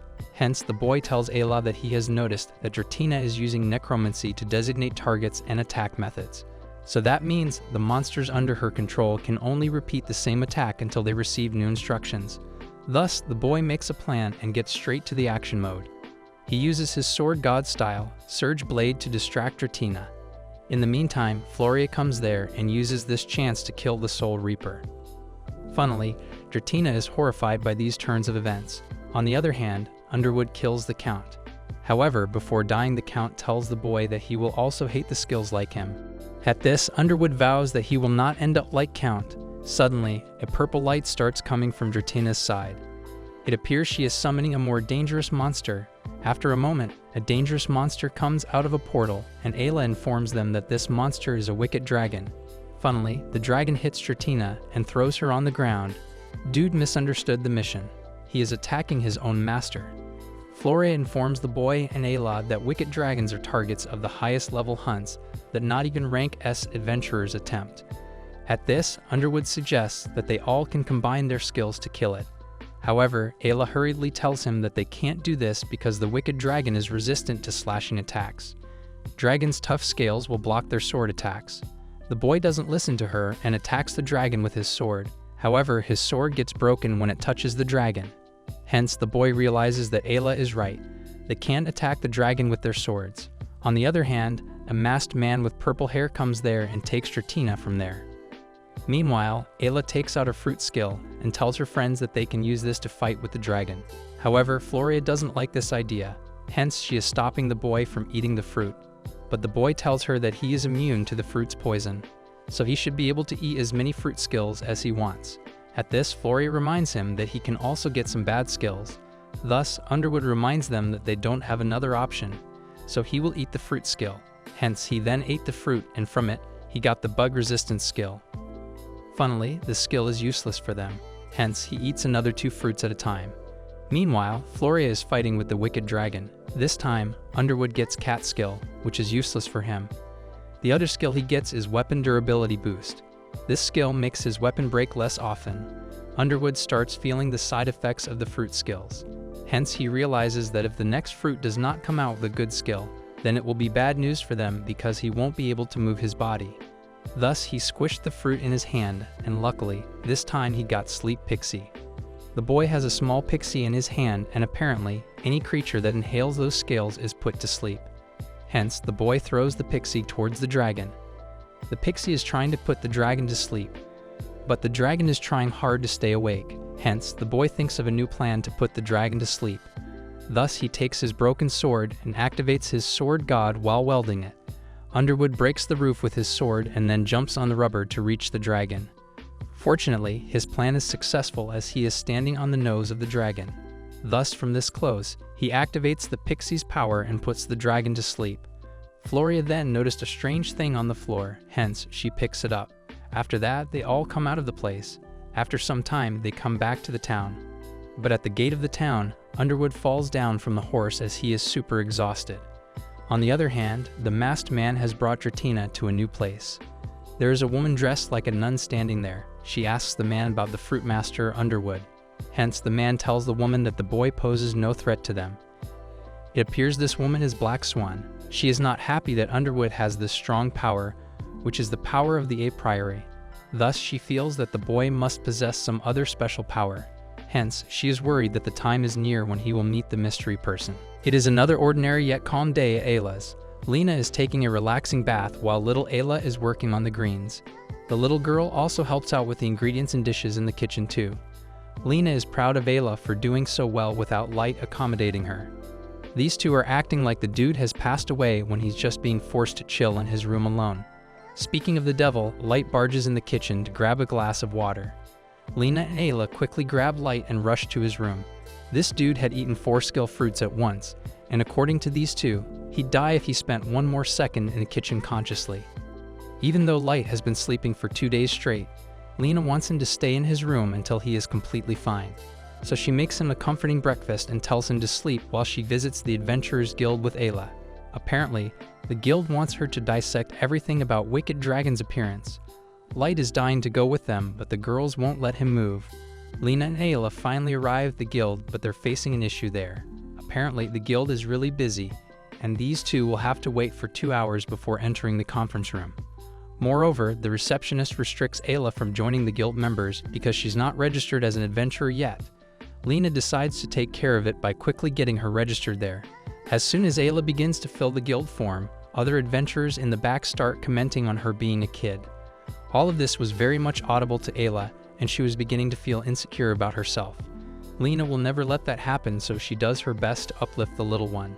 Buying her cool adventure equipment seems like the best idea, so she does just that. While the girlies shop in the town, Light dreads rotting in bed, something I would do all day without complaining. His boredom is valid because Ayla and Lena are out there eating ice cream and going through several cute shops. However, there is this one shady shop that Ayla shows interest in. Lena is hesitant to visit the place, but Ayla ends up dragging her there somehow. The little girl starts scanning the rocks lying there and finds an expensive diamond through her appraisal skills. Despite the shopkeeper's complete disregard for the rock, Lena believes in Ayla's abilities and buys it for a pretty good price. The two then go on a shopping rampage and use the diamond as a billionaire's credit card. Lena brings Ayla to a dressmaker and the designer lady instantly picks the wrong customer. Lena is being forced to play dress-up when the actual character needing a glow-up is Ayla. After having to try on sweet and exotic dresses, Lena finally speaks up and asks the designer lady to show a piece for Ayla. So the lady pulls out a very adorable dress for the girl, but it was not up to Ayla's taste. Ayla is hesitant to speak her mind and Lena notices. Encouraging Ayla to become more vocal about her likes, Lena reminds her that she is a very important part of Luxuria. That gives Ayla all the confidence she needed, and she finally tells the designer to turn her into a cool adventurer. And that's how these two spend the spare 2 hours before entering the conference room. Ayla looks like an actual adventurer now too and is ready to assist Lena. Light is counting his days in a jail room and Sleep Pixie is getting tired of his tactics. The fairy wants him to sleep, but he just won't stop being a stupid boy. In the end, she ends up having to drag the dude into his bed. Unfortunately for her, Light has a praise kink and does not want Lena and Ayla to collect all the praises at the guild. Meanwhile, Lena is entering the conference room with a thorough plan in mind. She is there to read through the higher-ups' expressions because she firmly believes that Dratina was sent out to kill her team by them. After a complete security check, Ayla and Lena are allowed into the room. Lena's arrival is announced to the members of the 4 bureaus. Ayla feels lost, so the receptionist explains the 4 bureaus to her, which are basically 4 major posts within the guild. According to her, the head of each bureau is attending the conference, making it a highly influential meeting. Then, all 4 bureau heads are introduced. Flower Hat manages the investigation bureau, Tigerbeard is the head of security, Gravekeeper keeps finance in check, and the head of inspection, Holy Sister, is introduced at the very last. Lena and Holy Sister exchange greetings and the conference finally begins. It begins with Holy Sister pretending to care about Lena's safety, which gets on the adventurer's nerves. Lena is secretly very tempted to see the unholy sister's reactions to her stimulants, whereas Ayla is taking interest in every person present in the conference room. The receptionist guides her through everything and explains how influential of a person Holy Sister is to Ayla. Hearing that makes the little one greatly curious about Holy Sister's skills, so she tries to take a look. Shockingly enough, Ayla fails to find anything and the briefing begins shortly as well. Before giving out the major information, Lena jumps right into her plan and brings up Dratina of Black Swan. She addresses all 4 heads and starts questioning them about her potential killer. Although all 4 of them refuse to recognize Dratina, Holy Sister's behavior towards this investigation seems strange to Lena. She quickly dodges the question and starts going into detail about the wicked dragon. Flower Hat had been looking for the dragon, but it can't be located anywhere near the manor. She mentions needing a part of the dragon's body to track its magic, which puts a smirk on Lena's face. Lena instantly reveals a black object to the heads. Ayla takes a quick scan of it, and the object seems to belong to the wicked dragon. Flower Hat jumps off of her seat in an instant and starts investigating the body part excitingly. Lena takes the importance of the black object into account and demands all records related to Dratina be shown to her in its exchange. Her fearlessness shocks the participants, but the condition does sound viable to them. After hearing the attendees out, Holy Sister grants Lena the permission to look at Dratina's records, though there's no guarantee that she will find anything useful in it. As the story proceeds, Flower Hat begins investigating the dragon's body part using her skill, Scholar's Eye. Ayla was mesmerized by her technique, and she kept observing her keenly. The head of Investigation Bureau is finally getting somewhere with her cliché spells. She reveals that a girl named Dratina Bellberry had received a skill fruit 12 years ago and unlocked necromancy. Lena asks for the appraising officer, who turns out to be Holy Sister. The girl thought she had finally gotten something on the woman, but Holy Sister very blatantly denies knowing Dratina. Although it's not much, Lena is happy to finally have a lead. But all her hopes are later shattered when Holy Sister announces the destruction of all party records of Luxuria. That is because she had received a complaint from Grouse against Lena's party member Light. Apparently, Light had illegally attacked Grouse, and this revelation caused a commotion in the conference room. To spice things up a little, Light steps into the room himself to receive his part of praise. This airhead has no clue that the whole group sitting there is talking shit about him. Holy Sister breaks the bad news to him as well, which pisses him off and makes him question her authority. The receptionist explains Holy Sister's position to Light, but it doesn't affect him. He wants to keep his adventurer badge as a part of Luxuria. As he's talking, Holy Sister looks into his eyes, and this exchange ignites a magic, and for some strange reason, the woman decides to spare Light if his party manages to hunt an S-ranked monster. Lena finds this sudden change unsettling and wants Light to make his decision thoughtfully. Unfortunately, Light has already made up his mind, and he's well aware of Holy Sister's tactics as well. Light wants to take on this challenge to leave his mark on history and prove Holy Sister wrong. This aspiration relieves Lena as Light mentally prepares himself for the battlefield. The officials later provide all the important information about the S-rank monster to Light. Lena can feel the tension in the air and warns her friend to bear Holy Sister's unholy intentions in his mind. On the other hand, Ayla has been trying to appraise Holy Sister's skills, but to no avail. This new information unsettles Lena more, and she tries to read through the situation. Later, Light is fined 1,000 gold by Gravekeeper for bringing a weapon inside the conference room. To save his payment, Light breaks the sword to diminish its significance only to get fined 5,000 gold for breaking a guild blade. To add to his misery, the guild won't provide him with any sword, so he decides to get one himself. The receptionist advises him to order a sword from a blacksmith for his own good. Thanks to his great fighting skills, Light still has hope in finding better weapons, and he aims to defeat the wicked dragon with them. Light is all set to get his sword made at the workshop, and Lena wants to visit Athena in the meantime. She wants to use these few days to dig deeper into Dratina's existence. After asking Ayla to look after Light, Lena heads to make bigger discoveries on her opponent Dratina.